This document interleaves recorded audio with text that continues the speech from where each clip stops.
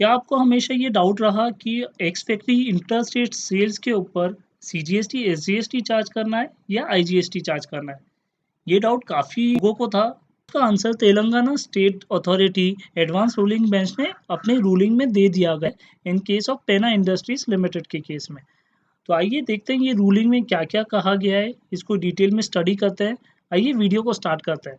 जिन्होंने अभी तक हमारा यूट्यूब चैनल सब्सक्राइब नहीं किया है, please subscribe to our YouTube channel for all latest updates on GST.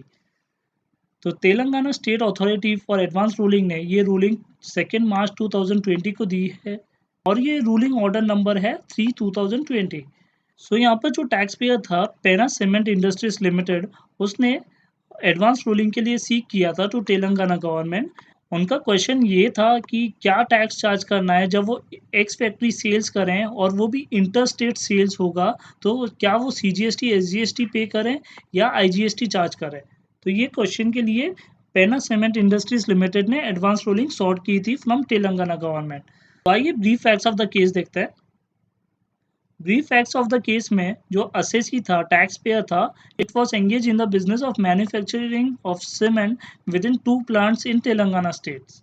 Occasionally, they make interstate sale of cements on ex-factory basis from their plants in Telangana.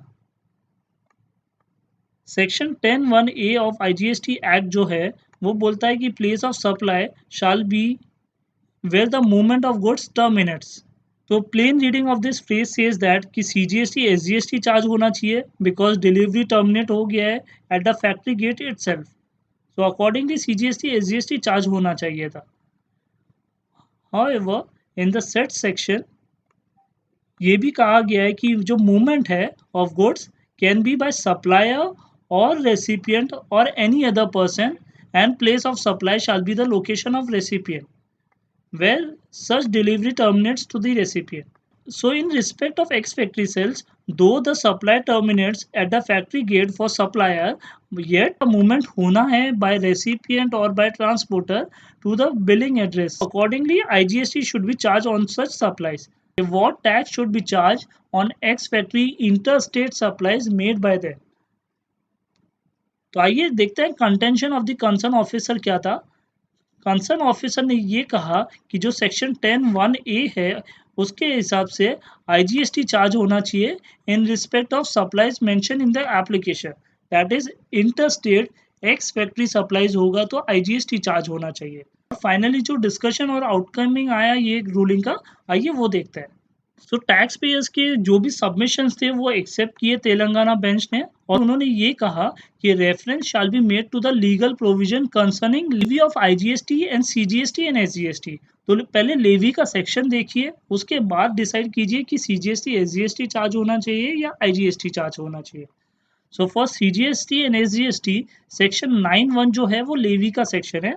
It says that CGST and SGST shall be charged on all intrastate supplies of goods or services except on the supply of alcoholic liquor for human consumption.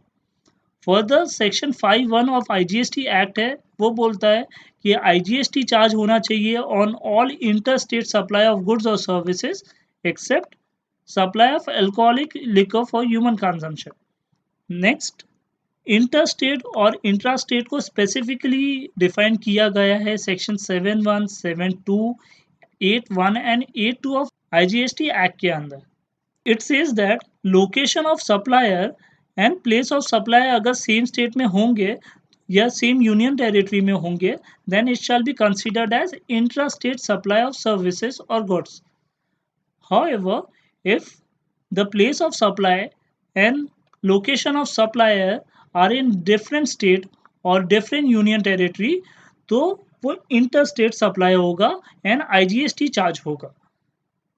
So here the deciding factor is कि place of supply and location of supplier को देखना है कि वो same state में fall हो रहा है या नहीं हो रहा है।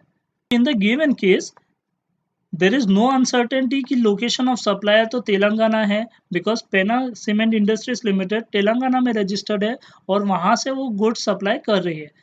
Here the question in the case is what is the place of supply as per place of supply rules. तो उसके लिए क्लैरिफिकेशन मांगा था पेना सीमेंट इंडस्ट्रीज लिमिटेड ने।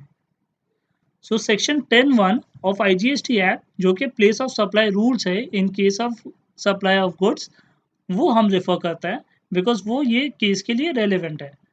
उसमें कहा गया है कि the place of supply of goods other than supply of goods imported into or exported from India shall be as under, where the supply involves movement of goods.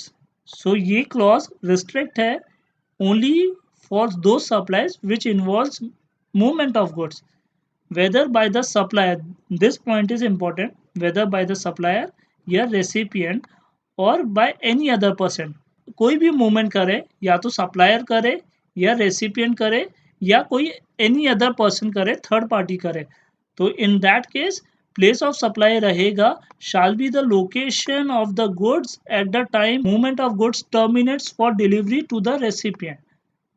तो ये place of supply rules के अंदर दिया गया हुआ है। Telangana bench ने यही कहा, रीड करने से यही पता चल रहा है कि location of the goods at the time when movement of goods terminates for delivery to the recipient will be place of supply, और इसको रेसिपिएंट के बिलिंग एड्रेस तक रीड करना है, ना ही कि एक्स फैक्ट्री सेल्स पे रीड करना है। तो उन्होंने ये कहा कि जो स्कोप फॉर इन्फेरेंस है that is in case of ex factory sales, यहाँ पर सिंस द डिलीवरी जो रेसिपिएंट को है वो फैक्ट्री गेट पे ही टर्मिनेट हो गया है, सप्लायर या रेसिपिएंट या और बाय एनी अदर पर्सन, तो ये फ्रेज इंपॉर्टेंट है।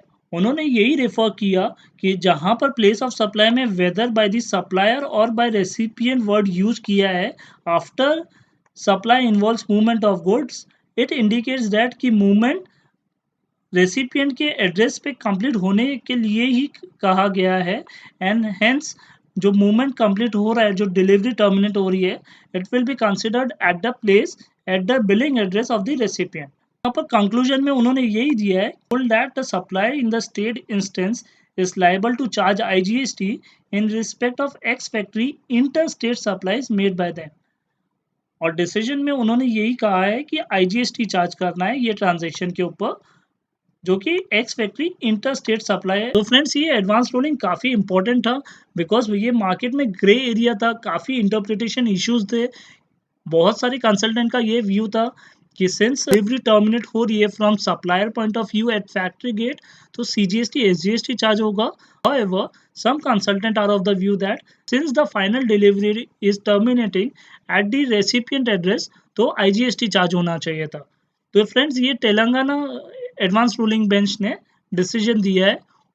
वी होप दैट इसके लिए क्लैरिफिकेशन आ जाए फ्रॉम GST डिपार्टमेंट एंड एक यूनिफॉर्मिटी मेंटेन हो जाए across the act, across the law, तो ये इंडिया में इसको यूनिफॉर्मली यूज किया जाए और इसमें कोई इंटरप्रिटेशन इशू ना रहे और कोई फ्यूचर लिटिगेशन क्रिएट ना हो। Thank you for watching my GST hub. Stay tuned for next update.